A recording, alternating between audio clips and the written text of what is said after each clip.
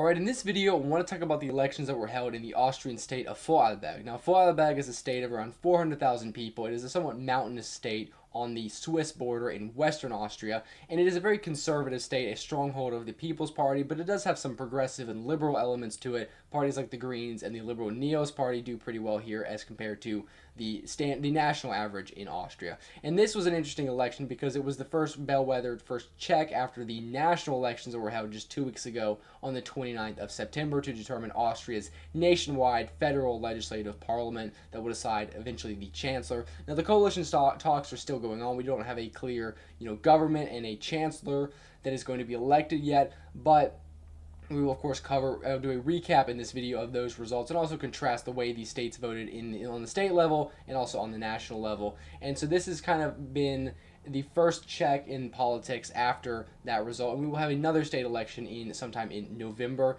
Now, the election results themselves were somewhat different than what the polls were showing. Now, the People's Party, the OVP here in black, won 38.3% of the vote. Now, they are the party that won first place back in 2019, and they have historically been very strong in the state, sometimes winning over 50% of the vote, being able to govern on themselves alone.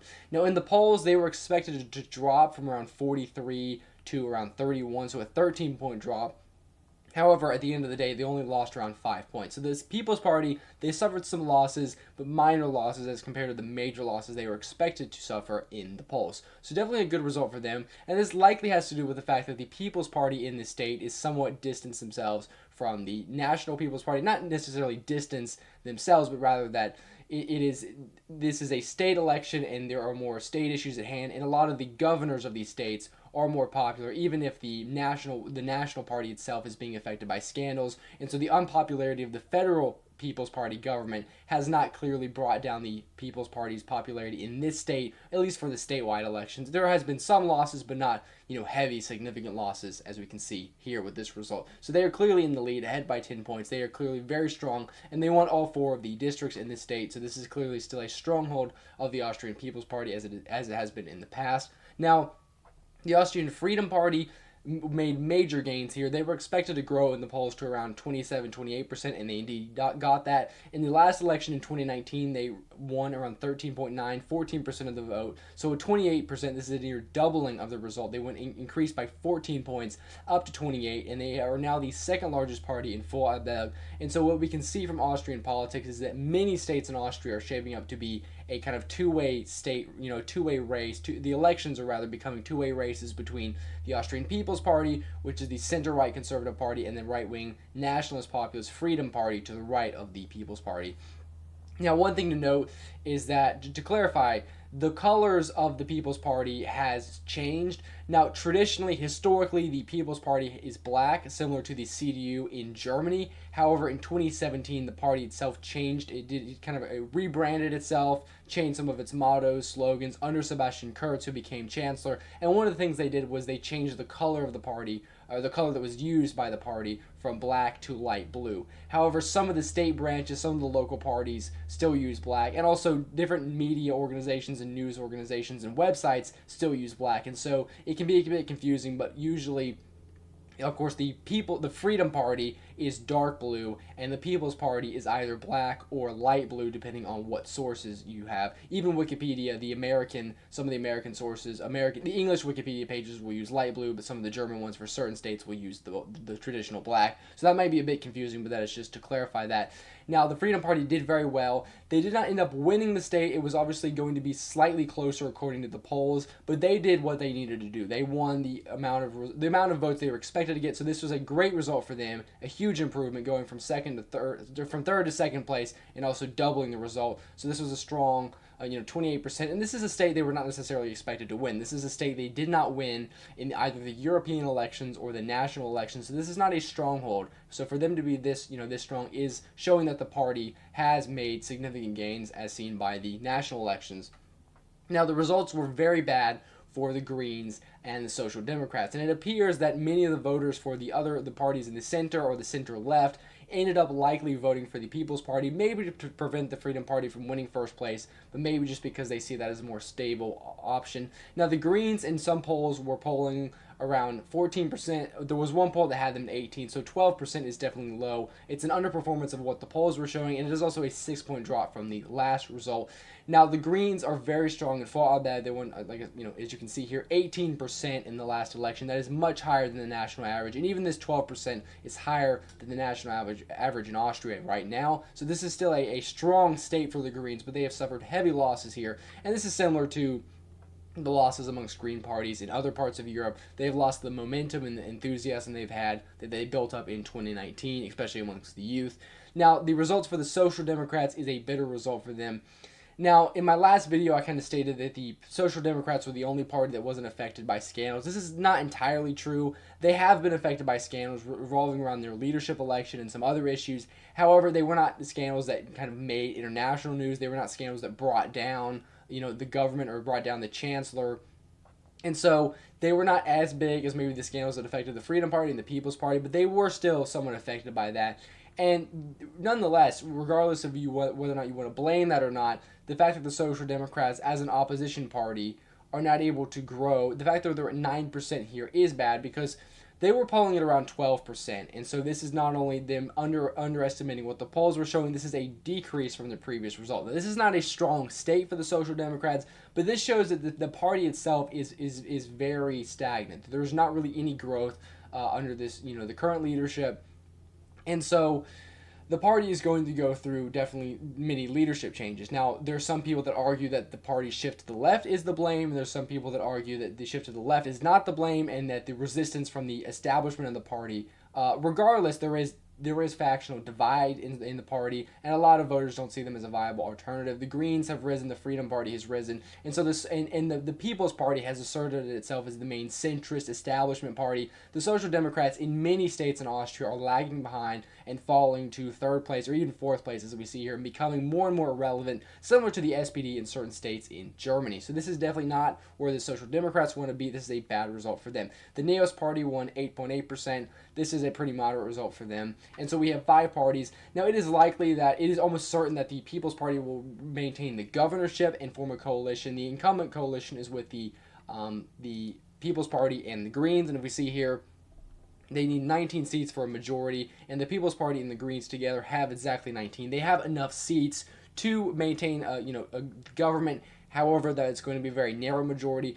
It is possible for the People's Party and the Freedom Party to form a coalition in other states such as Salzburg or Lower Austria. We have coalitions where the People's Party is the senior partner, meaning they hold the governorship position, and then their junior partner is the Freedom Party. So it's not unprecedented to have People's Party and Freedom Party together. In this state, I would say it's not necessarily certain or more than a 50% chance, but it is highly likely. And I would say that the People's Party will either form a coalition with the Freedom Party or the Greens. And we'll have to see in the weeks and months to come.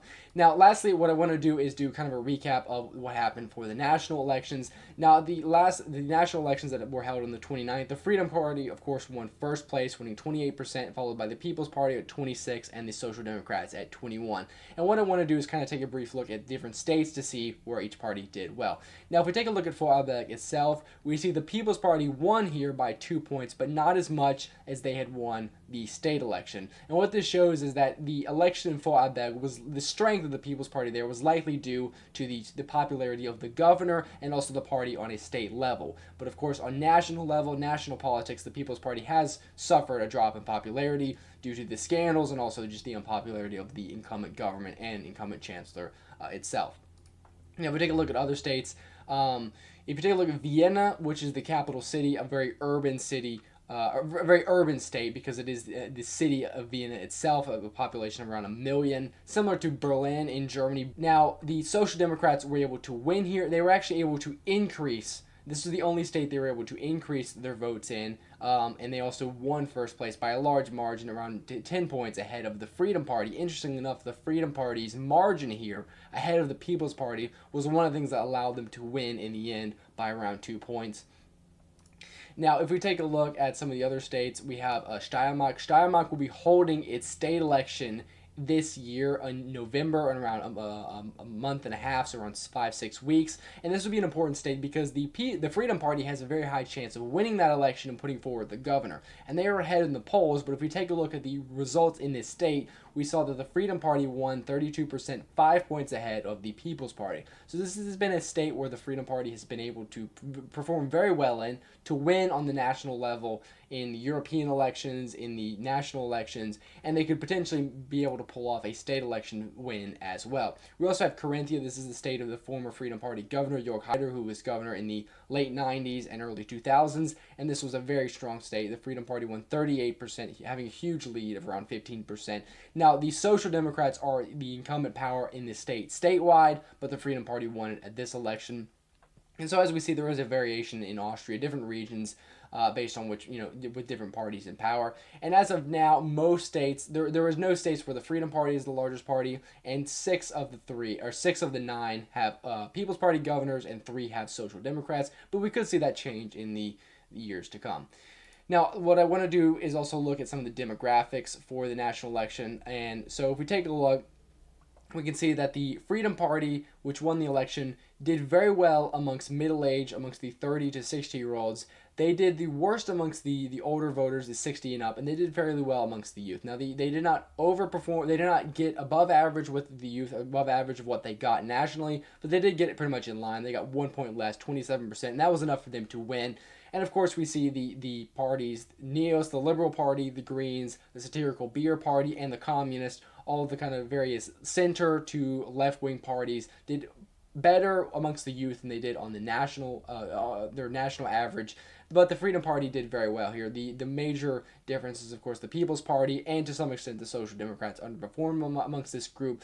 Now, the 35 to 60-year-olds, this is, of course, going to be people that are out of school, people that are working age, men and women, and they backed the Freedom Party by 37%. So this was the group that was very strong for the Freedom Party, and of course they went for the other party slightly less. The People's Party only got 19% here, but as we can see in the 60 and older, the People's Party won 38% compared to the Freedom Party's 22%. Even the Social Democrats beat the Freedom Party here, and so we can see, very similar to the elections in Germany, in Saxony, Thuringia, and Brandenburg, the AfD did very well amongst middle age and the youth, but also struggled amongst the older voters, where the establishment parties, either the SPD in Brandenburg or the CDU in Saxony, did very well amongst the 60 and older. So that is the case in Germany and also the case in Austria. There are some differences, but we do see, of course, many similarities between the two countries.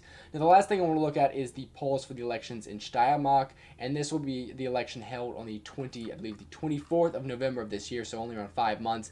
And so the last poll is from April of 2024. So it's from this year. It is somewhat old. It is, of course, long before the European elections and the national elections. So I would wait for a new poll after a new poll to kind of gauge how this election is going to go more accurately. But based off what we can see from the final poll, the Freedom Party is at 29%, ahead of both the Social Democrats and the People's Party, and this is in line with what we saw from the national election result. The Freedom Party won the state comfortably by around 5 points, so I think it is fair to say that for the state election, they are likely favored. They are most likely going to win the state. I would say the People's Party is probably going to be stronger here than they were at the national level because they do have the incumbent governor, they do have the state government, and of course that might be more popular than the People's Party government at the federal level. So I would expect in the end there to be a tight race between the People's Party and the Freedom Party for first place, both being around 26-27%, and I would say that the Social Democrats will probably underperform and get maybe only 19-18%, with many voters switching last minute to the two parties they see as having a chance to win. The Communist Party of Austria does very well in this state. In the state capital of Graz, they are very powerful in the city council. They even held the mayorship position, and they are going to double the results and hold around 11% of the seats in the state legislature, which is significant because they did not manage to get into the national parliament, and they're only present in a few of the states in Austria, with this Steiermark and the other one being Salzburg. So for them to win 11% is very significant. They will have a huge influence in the state legislature. Despite them not being in the government, they will be a big faction compared to where they are normally, which is around 1-2% nationwide. So that's going to be it for this video. I wanted to give a update on the results in Vorarlberg and also kind of a covering of the situation in Austria politically. And of course, I will do probably another video when we get more information about the coalition talks for the chancellor in Austria, whether it's going to be Kikel or Neuhammer. And then I'll also do a video on the elections in Steiermark, probably one covering the polls a couple weeks before, and of course one covering the results of those elections as well. So that's going to be it for this video. If you guys do please do like, share, subscribe, and I'll see you all in the next one. Thank you for watching.